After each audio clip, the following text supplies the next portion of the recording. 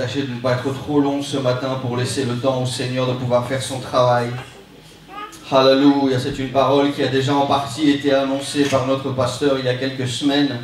Alléluia, j'aimerais faire 2 lectures ce matin. La première dans Jérémie 18. Et le Seigneur parle au prophète en lui disant: « Lève-toi et descends dans la maison du potier, et c'est là que je te ferai entendre mes paroles. » Je descendis dans la maison du potier, et il travaillait sur un tour. Le vase qu'il faisait ne réussit pas, comme il arrive à l'argile dans la main du potier. Il refit alors un autre vase, tel qu'il trouva bon de le faire. Et la parole de l'Éternel me fut adressée en ces mots: « Ne puis-je pas agir envers vous, maison d'Israël, comme le fait ce potier ?»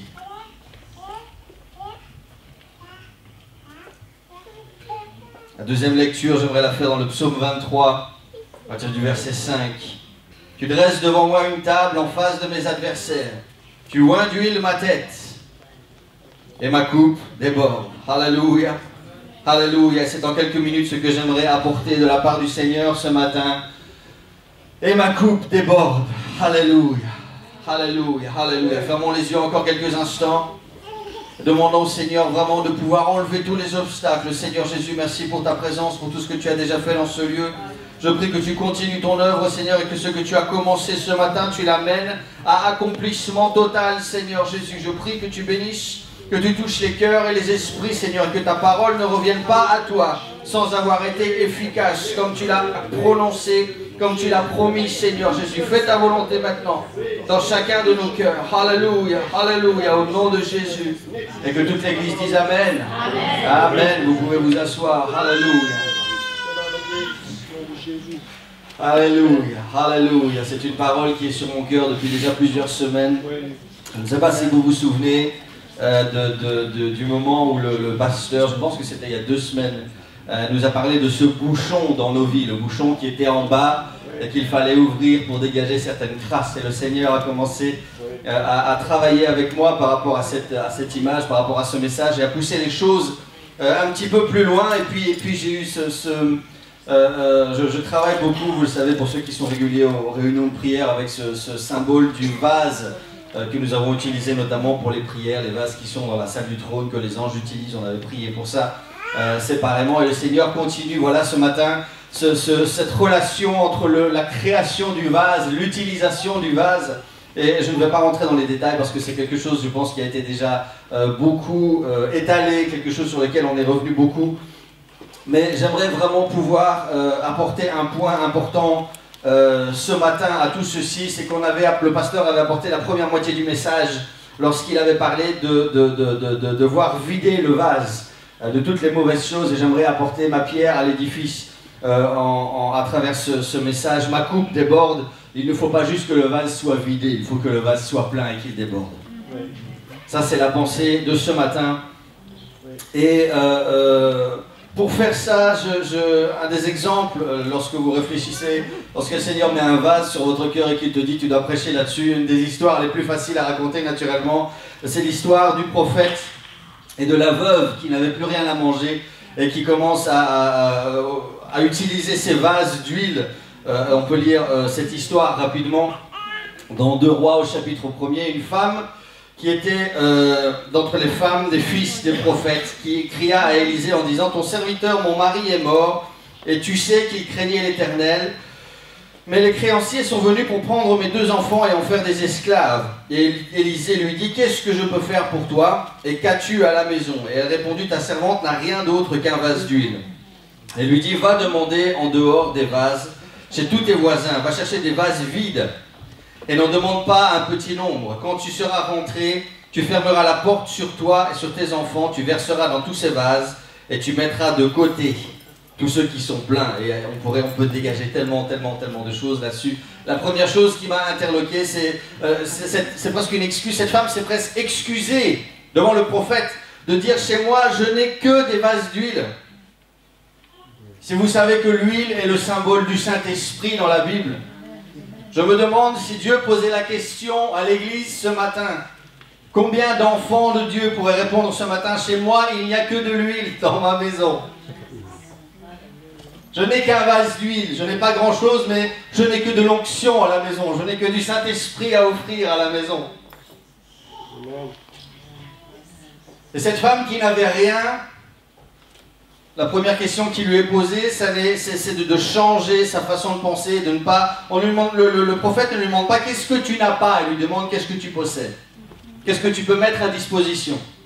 Dieu sait ce que tu n'as pas et il n'a pas besoin que tu lui rappelles. Dieu est intéressé par ton potentiel, par ta capacité. Qu'est-ce que tu peux apporter, que Dieu peut utiliser? Et la seule réponse que cette femme a donnée, Seigneur, je possède un vase. Et dans ce vase, il y a de l'huile. Et le prophète aurait pu dire, si tu as un vase qui est rempli d'huile, tu as de quoi faire de la nourriture, va et mange. Ce qui est intéressant, c'est que le prophète répond à cette femme en lui disant, tu as un vase, je veux t'offrir un stock de vases. Et là, il y a directement ce contraste entre le vase plein et le vase vide. Tu oins d'huile ma tête, et mon vase est plein. C'est un niveau de la vie spirituelle. David était une étape au-dessus en disant, tu oins d'huile ma tête et mon vase déborde. Quelle est la différence? La différence, c'est dans le niveau spirituel. Et on va connecter tout ça ensemble, entre le vase plein, le vase vide, le vase qui déborde, le potier qui travaille, ce bouchon qu'il faut ouvrir et qu'il faut... J'ai vraiment apprécié la manière dont le Seigneur a connecté toutes ces choses avec moi. Je vous avais parlé déjà des niveaux de prière. Bien pendant une année à peu près, il y a 2 ans, nous avions commencé à prier sur le thème de Dieu cherche quelqu'un qui se tient à la brèche. Et nous avions commencé à prier ces choses, nous avions commencé à boucher les trous spirituels de notre église. Et pendant un moment, nous étions satisfaits en disant, s'il n'y a plus de trous dans le mur, alors c'est que notre église va bien. Et le Seigneur nous a emmenés beaucoup plus loin. Si vous vous souvenez, on avait parlé à un moment de la poursuite spirituelle. On avait vu que être sur la brèche, c'est une étape défensive. C'est-à-dire que vous ne faites rien d'autre que de subir les attaques et d'essayer de limiter la casse. Il y a des étapes plus importantes. Il faut sortir sur le champ de bataille. Il faut se battre. On avait vu qu'il fallait poursuivre l'ennemi. Même lorsque la bataille est gagnée, il faut continuer de se battre. Sinon l'ennemi se regroupe et revient. Si vous gagnez une bataille et que vous rentrez à la maison, vous n'accomplissez jamais cette parole de Jésus qui dit que quand l'Église se présente contre les portes du séjour des morts, les portes ne pourront rien faire contre l'Église. Pourquoi? Parce que l'Église bat systématiquement en retraite après une bataille.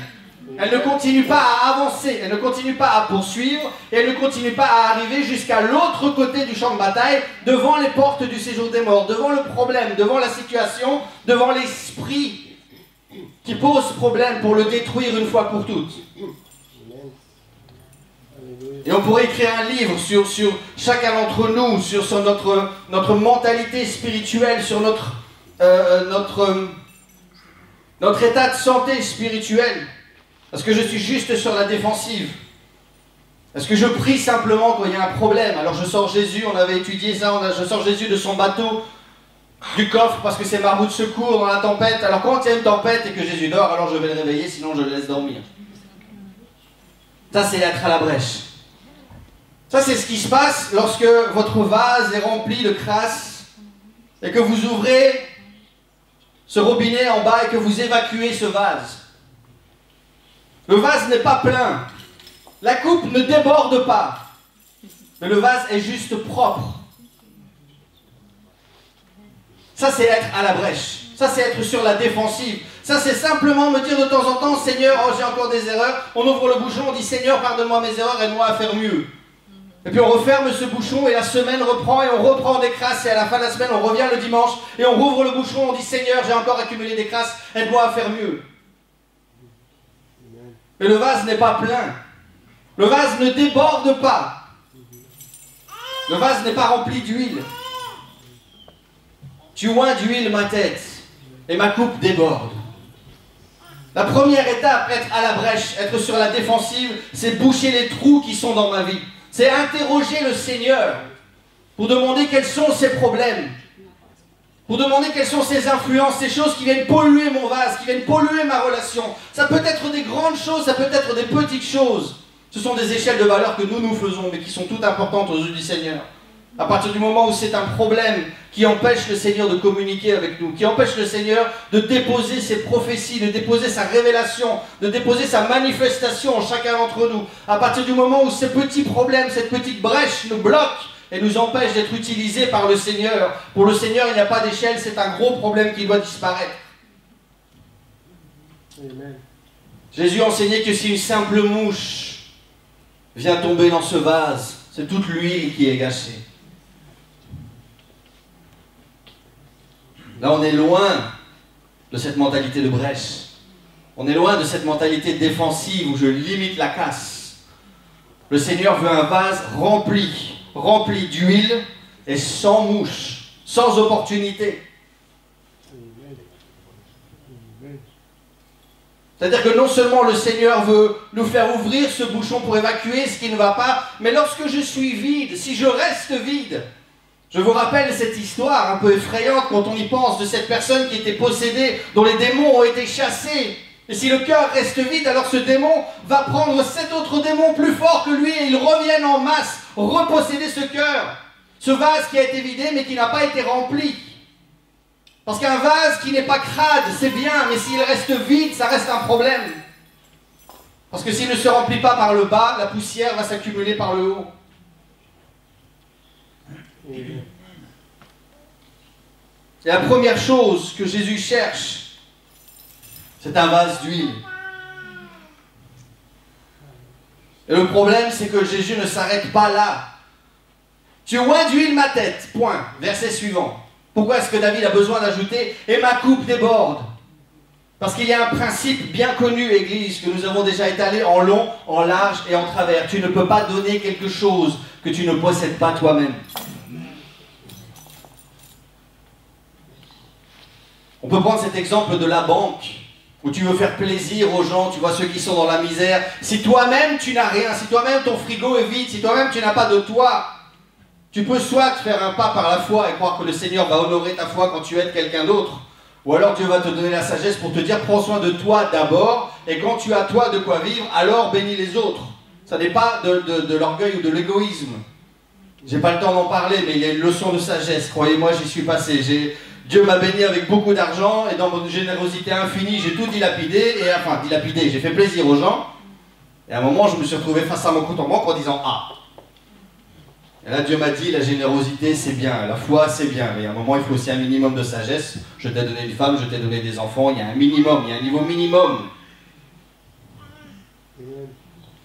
Ça, c'est gratuit. Tu ne peux pas donner quelque chose que tu ne possèdes pas. Et Dieu m'a révélé quelque chose il y a quelque temps, la raison pour laquelle nous avons tellement peu d'impact, c'est parce que peu d'entre nous débordent. Tu as besoin que ton vase soit rempli d'huile parce que tu as besoin de ta relation avec le Seigneur. Si c'est ton compte en banque, tu as besoin d'un compte à vue sur lequel il y a des allées et des venues. Sur lequel il y a des moments où tu es plus faible et tu as besoin de prière, il y a des moments où tu es plus fort, et ces choses sont un petit peu, ça varie, ça évolue avec le temps, ça évolue avec ta relation avec le Seigneur. Et tu as besoin d'un compte d'épargne sur le côté où tu vas régulièrement, quand tu as de trop, quand tu as des bonus, quand tu as des bonnes saisons qui arrivent, alors il y a une partie que tu sauves, que tu économises, qui est là et qui travaille pour toi. C'est sur ce compte d'épargne spirituel, si vous comprenez ce que j'essaie d'expliquer, est-ce que ça a du sens ?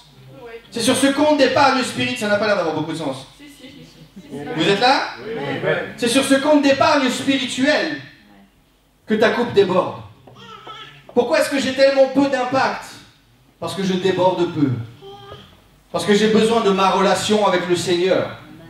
J'ai besoin d'être rempli d'huile. J'ai besoin d'ouvrir ce robinet et d'évacuer les crasses régulièrement. Mais ça n'a rien à voir avec ma ville, ça n'a rien à voir avec mon église. Ça, c'est ma relation spirituelle avec mon Dieu. La manière dont mon vase se vide et se remplit n'impacte pas les autres, n'affecte pas les autres. Si mon vase est vide, je n'ai rien qui me permettra de déborder dans mes prières pour ma ville. C'est pour ça que dans l'ordre, David a dit « Tu oins d'huile ma tête, et ensuite ma coupe déborde. » Et c'est comme ça qu'il finit le chapitre en disant « Le bonheur et la grâce m'accompagneront tous les jours de ma vie et j'habiterai dans la maison de l'Éternel. » Avec ce débordement, avec tout ce qu'il y a en trop, alors à ce moment-là, il peut commencer à être un homme influent. À prier pour les autres, le Seigneur peut commencer à utiliser toutes ces choses pour prier pour les autres. Qu'est-ce que tu as à la maison? Seigneur, je n'ai qu'un vase plein. La seule chose que cette femme avait à mettre à disposition, presque en s'excusant, c'est l'objectif de plus de 70% de nos églises. Je voudrais, Seigneur, être un vase plein un jour. Lorsque mon ministère sera accompli, que je serai un homme de Dieu ou une femme de Dieu, comme ça, Seigneur, je serai un vase plein pour ton service. Ce que nous considérons comme un objectif à long terme, c'était la seule chose que cette femme avait à disposition dans toute sa misère. Pourquoi est-ce que j'ai besoin d'être un vase plein? Parce que c'est seulement quand elle a fait cette déclaration que l'homme de Dieu lui a dit, à ce moment-là, tu peux commencer à travailler avec les vases vides autour de toi.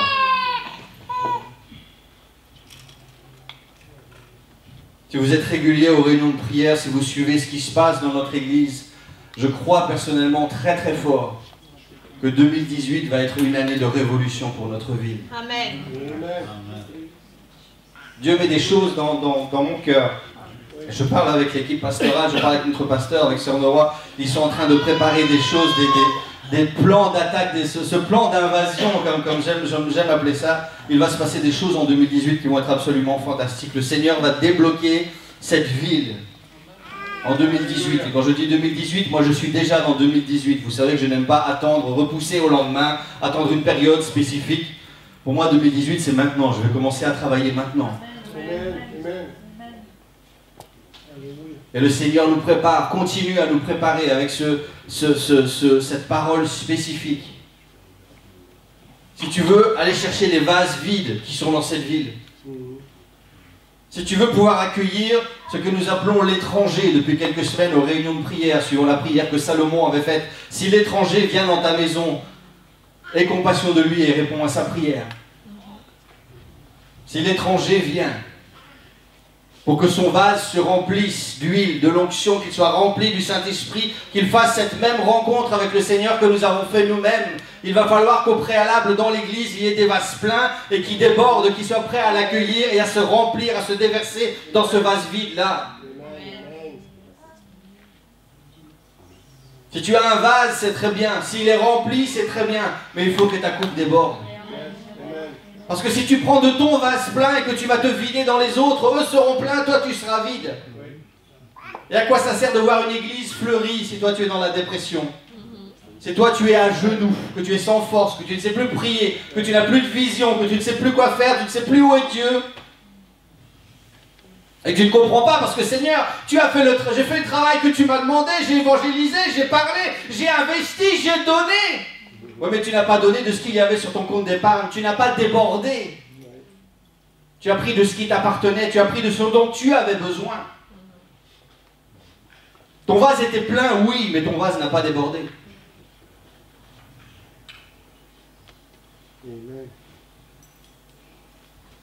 J'ai besoin de vider mon vase de toutes ses crasses. J'ai besoin de fermer ce robinet. J'ai besoin d'être rempli de l'huile du Saint-Esprit. Et quand tout ça c'est fait, que c'est la patate spirituelle, que je me sens bien, que ma vie de prière va bien, que je me sens en forme, que Dieu bénit, à ce moment-là, qu'est-ce que je fais? Eh bien à ce moment-là, soit je quitte le champ de bataille et je rentre sur ma défensive, soit je continue la poursuite spirituelle. Et c'est à ce moment-là que mon vase commence à déborder, parce que je commence à accumuler des choses dont je n'ai pas besoin pour moi-même, puisque le Seigneur a déjà pourvu au niveau de mon vase. Et à ce moment-là, le Seigneur va m'envoyer chez mes voisins. À ce moment-là, le Seigneur va m'envoyer chez un vase vide. Et je vais pouvoir dire à ce vase vide, viens chez moi, et laisse-moi prendre de mon huile et la répandre dans ton vase, pour que toi aussi tu sois plein.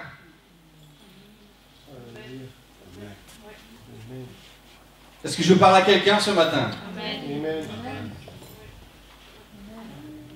Vous voulez savoir comment évangéliser? Vous voulez savoir comment toucher la ville? Remplis ton vase et fais-le déborder.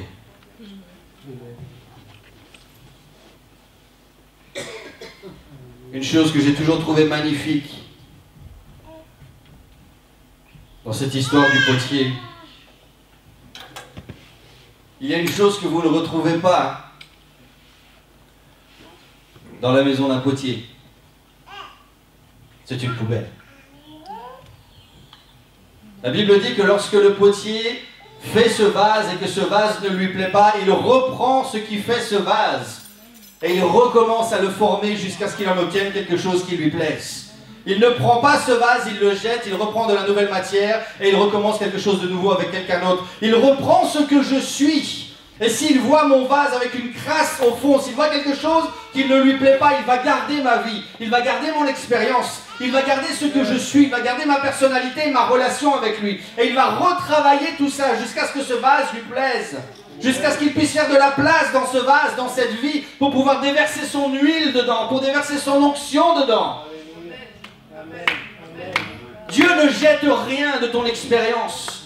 Dieu ne jette rien de ta vie. Il n'y a pas, tu ne pourras jamais faire assez d'erreurs ou décevoir assez le Seigneur pour qu'il décide de prendre l'albâtre de ta vie et le mettre à la poubelle. Parce qu'il ne trouve pas de poubelle dans sa propre présence. Parce que là où tes fautes ont abondé, sa grâce a surabondé. Et il y aura toujours plus de volonté dans sa présence de te reformer que dans ta volonté personnelle de ne pas vouloir te laisser former par les mains du potier.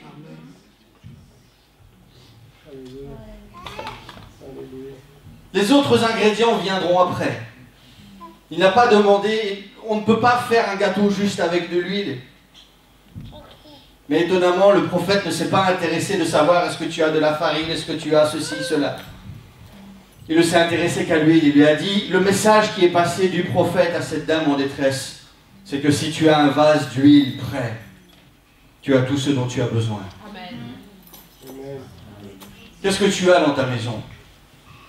Et ça, c'est une question, c'est une interrogation très importante dans ces temps critiques. Je parle souvent de la nouvelle génération et de nos enfants. Mais ça ne va pas en s'améliorant. Faites très attention à ce que vous avez à la maison. Faites très attention aux jouets que vous achetez. Faites très attention à ce qui passe à la télévision, à ce qui passe sur YouTube. J'ai serré les vis de tous les côtés dans ma maison. Je contrôle tout ce qui passe devant mes enfants.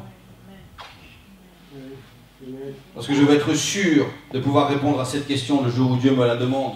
Le jour où Dieu me remet en question, qu'est-ce qu'il y a dans ta maison? Je veux pouvoir répondre au Seigneur, Seigneur, il y a de l'huile. Il y a de l'huile dans mes enfants, il y a de l'huile dans mon couple, il y a de l'huile dans ma famille. Parce que Dieu ne pourra jamais me faire déborder, Dieu ne pourra jamais m'amener vers d'autres vases vides. Si je ne prends pas soin de moi, moi-même.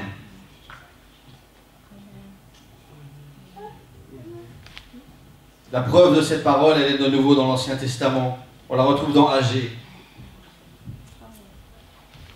Considérez vos voies. Vous semez beaucoup et vous recueillez peu. Vous mangez, mais vous n'êtes pas rassasiés. Vous buvez, mais vous n'êtes pas désaltérés. Vous êtes vêtus, mais vous n'avez pas chaud. Le salaire de celui qui est à gage tombe dans un sac percé. Tout ce que vous gagnez est gaspillé. Considérez vos voies, il le répète. Vous comptiez sur beaucoup, mais vous avez peu. Vous l'avez rentré chez vous, mais j'ai soufflé dessus. Pourquoi, dit l'Éternel des armées, à cause de ma maison qui est détruite, pendant que chacun s'empresse dans sa maison. Le message qui est caché là derrière, c'est « Je ne trouve pas de vase plein ». Nous sommes tous occupés. Nous pouvons tous justifier notre agenda. Seigneur, j'ai les enfants. Seigneur, j'ai l'école. Seigneur, j'ai le travail. Seigneur, j'ai ceci, cela. Tous occupés dans sa maison et personne ne prend soin de la maison du Seigneur. Personne ne prend soin de ce vase. Personne ne peut répondre lorsque le Seigneur appelle. Est-ce que quelqu'un a un vase à la maison que je puisse utiliser?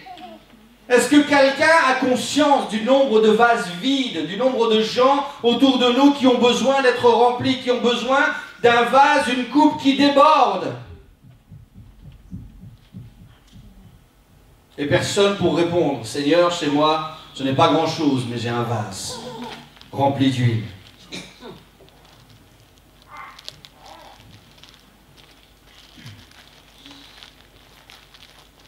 Et pour 2018, Église, si le Seigneur nous emmène quelque part, il n'y a pas de doute là-dessus.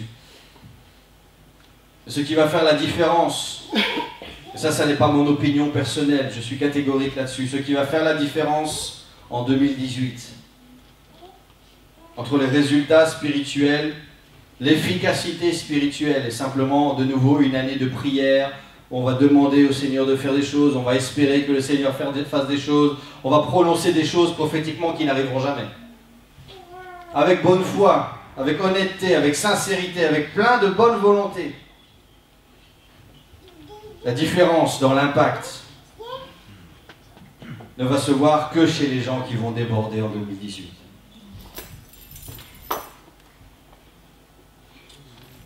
Et je pense que votre silence en dit long.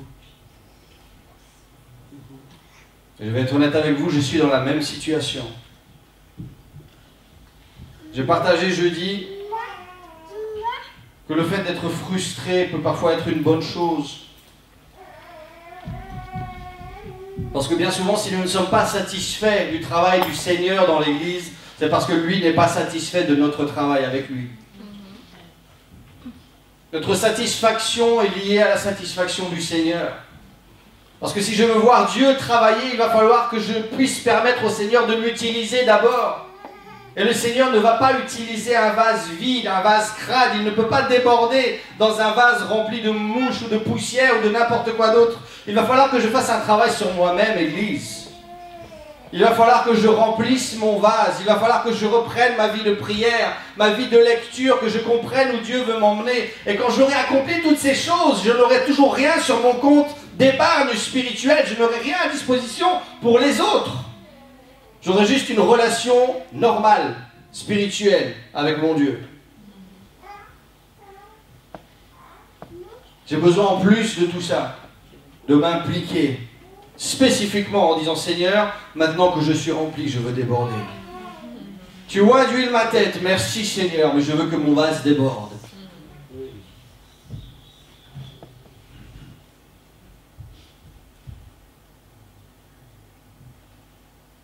Va chercher les vases chez tes voisins, tous les vases vides, et n'en demande pas un petit nombre.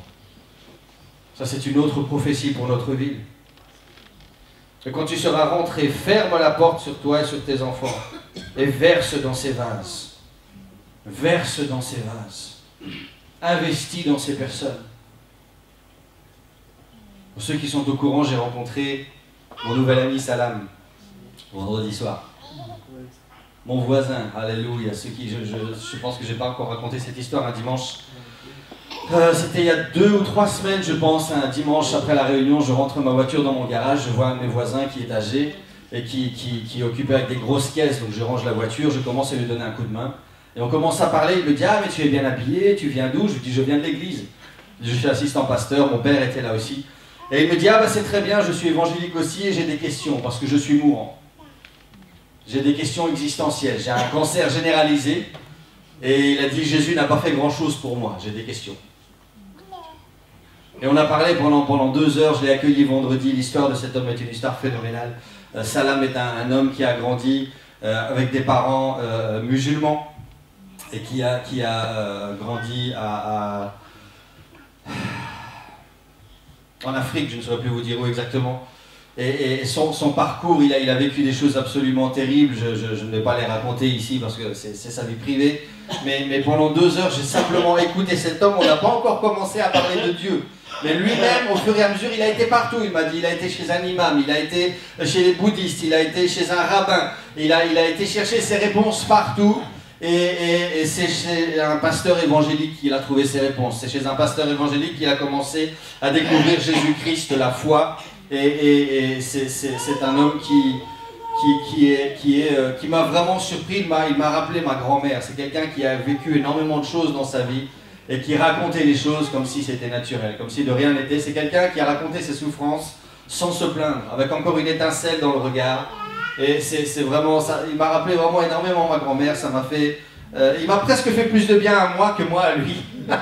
C'était quelque chose. Et je vais le revoir. Et j'ai vraiment pris cet homme comme un défi personnel. Et c'était pour moi ma première expérience en tant que vase.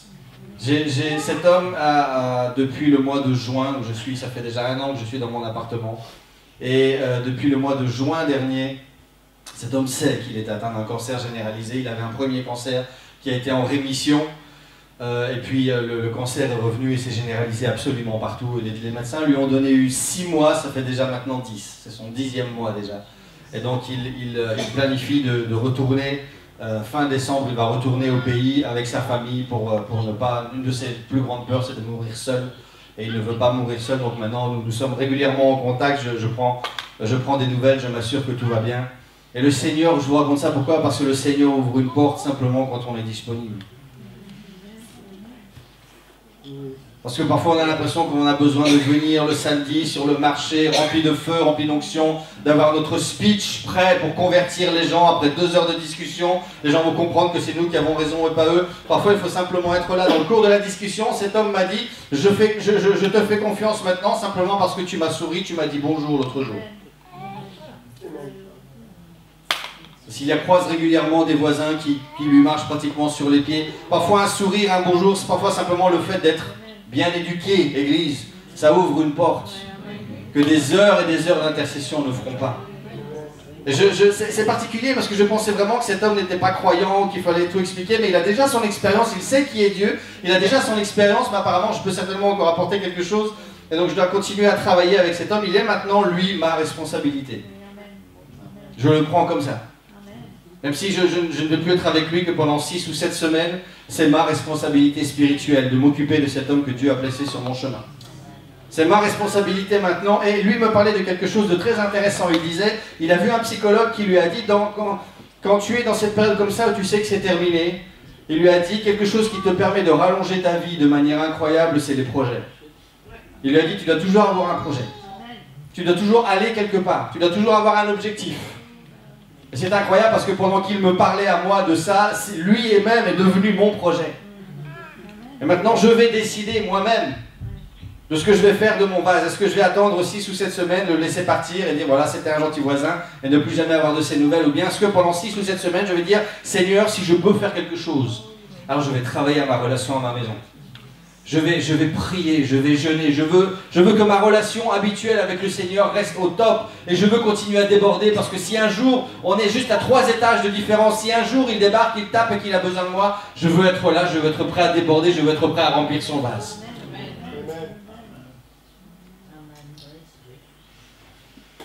Et c'est lui maintenant qui me donne un projet. C'est ça, Église, qui va nous garder concentrés. C'est l'une des raisons pour laquelle notre vase est souvent vide. Je vais clôturer sur ces paroles. C'est parce que nous n'avons pas de projet. Parce que nous venons à l'église, nous avons une relation, nous avons une habitude spirituelle, mais nous n'avons pas de projet. Nous n'avons pas d'objectif. Et quand j'y pense, je me suis déjà rendu compte qu'il y a de plus en plus de pasteurs et de dirigeants à qui je pose la question, qui ne savent pas quoi me répondre. Quand on parle de nos églises, et je leur demande quel est le projet de votre église. Alors ils me disent, de quoi tu parles? Je dis, où va ton église? Qu'est-ce que tu cherches à atteindre? Quelle est la direction que Dieu t'a donnée? Quel est l'objectif que ton église doit poursuivre? Et beaucoup me répondent, gagner les âmes, atteindre le monde. Non. Notre projet pour 2018, selon la parole du Seigneur, ce sera notre ville plus que jamais. Nous avons un projet, nous savons où notre église locale va aller. Et il y a beaucoup d'églises, beaucoup de dirigeants, beaucoup de chrétiens qui n'ont pas de projet.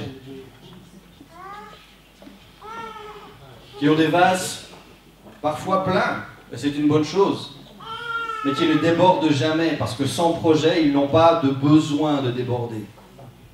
Pas de raison de savoir pourquoi est-ce que j'ai besoin de faire plus, puisque j'ai déjà tout ce dont j'ai besoin. Pourquoi? Parce qu'autour de ta maison, il y a plein de vases qui sont vides. Qui ont besoin que tu débordes.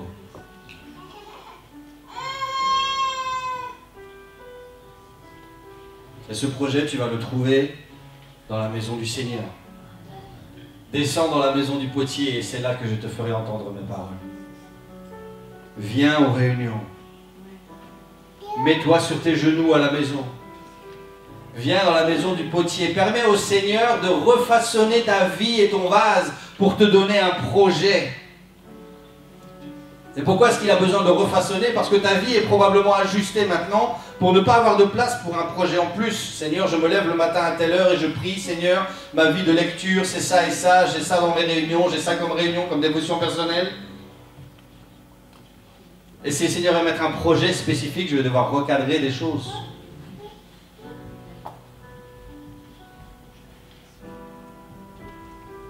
Et il y a un appel ce matin qui est lancé par le Seigneur et c'est un appel préparatoire. Je ne veux pas vous demander ce matin, vous pouvez l'être, c'est tout ce que je vous souhaite, mais je ne vais pas vous demander d'être touché par la grâce et de vous lever demain matin révolutionné. Mais notre Église va quelque part. Le Seigneur travaille, le Seigneur prépare et nous allons attaquer cette ville en 2018. Et il y aura des gens qui vont déborder. Et si vous ne débordez pas, je veux que vous sachiez que nous n'avons jamais été et nous ne serons jamais une église élitiste ou une église à deux vitesses, où nous allons privilégier les bons chrétiens et laisser les mauvais sur le côté. J'ai toujours cru dans cette parabole de Jésus qui a laissé tout le troupeau qui allait bien pour aller chercher la brebis qui était perdue.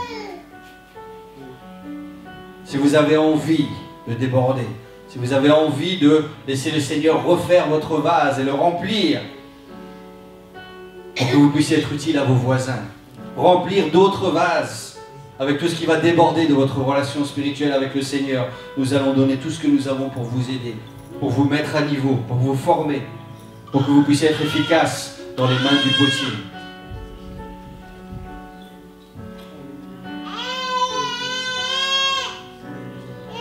Nous l'avons prophétisé jeudi, Église. Le Seigneur lie notre bien-être, je dis le nôtre en tant qu'Église, au bien-être de notre vie. Ton bonheur dépend de la sienne.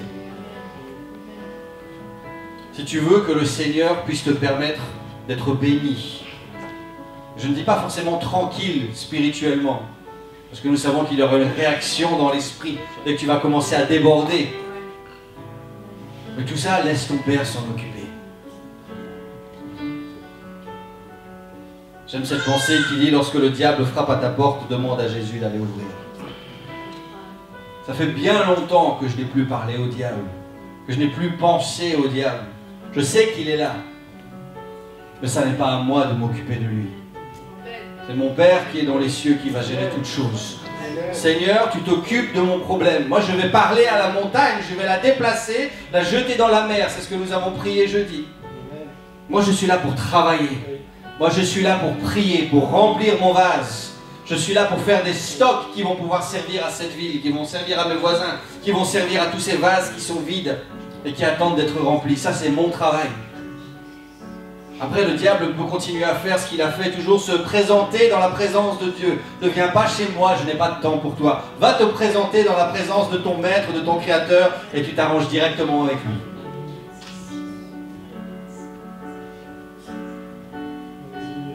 Et la question de préparation à l'église pour aujourd'hui, c'est lorsque je descends dans la maison du potier, je le vois travailler. C'est ce que vous allez toujours trouver dans la maison du Seigneur. C'est ce que vous allez toujours trouver dans la présence du Seigneur. C'est un Dieu qui travaille constamment. Un Dieu qui refait le vase pour qu'il puisse être rempli. Un Dieu qui agrandit le vase pour pouvoir mettre plus dedans. Vous trouverez toujours un Dieu prêt à se remettre à jour, si vous comprenez ce que je veux dire, à se mettre à niveau pour que votre vie soit conforme, que votre vie s'améliore.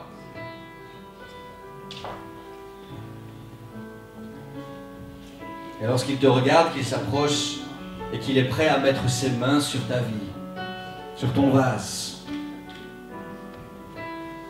comme le gentleman qu'il a toujours été, avant de commencer à forcer la modification, il pose toujours cette question. Est-ce que je peux agir avec toi comme j'ai agi avec les autres vases? J'aimerais que nous puissions fermer les yeux ce matin et comprendre ce que le Seigneur fait passer. Être un vase, ça ne suffit pas. Être un vase plein, ça ne suffit pas. Tu oins d'huile ma tête. Et il va falloir que ma coupe déborde. Je vais devoir pouvoir donner un surplus au Seigneur de ma vie spirituelle pour qu'il puisse l'utiliser et remplir les autres vases, toucher les autres. Une relation de base, ça ne va pas être assez en 2018, Église. Un ministère établi, ça ne va plus être assez en 2018. Le Seigneur va chercher quelqu'un et il va changer son vase. L'expérience que tu as, le Seigneur va la garder. Il va l'utiliser pour reformer quelque chose de nouveau. Mais ce que tu as connu, les choses que tu as fait avant, il y a certaines choses que Dieu va garder et qu'il va utiliser en 2018. Il y a d'autres choses qu'il va te demander de changer. Si tu avais l'habitude de changer, si tu as l'habitude de servir, si tu as l'habitude d'un ministère particulier, si Dieu t'a équipé déjà, il va utiliser cet équipement, mais il va le mouler autrement en 2018. Parce que notre Église et notre ville auront besoin d'une main spécifique, d'une méthode spécifique. Le Seigneur va approcher cette ville d'une méthode particulière, d'une façon particulière. Et nous avons besoin de lui permettre de remodeler le vase de nos esprits, de nos conceptions. Est-ce que je peux agir envers toi? Est-ce que je peux travailler ton esprit comme un potier? J'aimerais que nous puissions laisser le Seigneur poser cette question maintenant à chacun d'entre nous. Tu induis ma tête, Seigneur, et ma coupe déborde.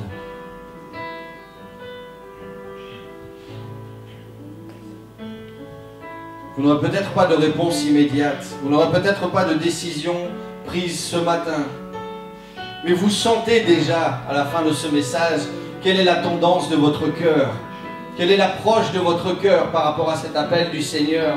Est-ce que vous sentez la flexibilité qui s'installe?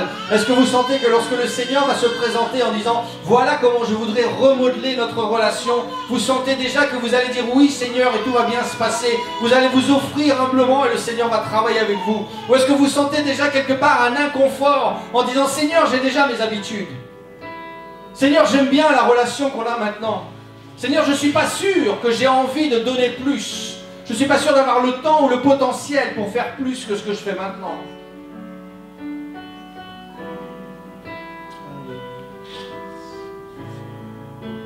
Vous sentez déjà quel est le penchant de votre cœur par rapport à cette question du Seigneur. Est-ce que je peux travailler avec toi comme un potier?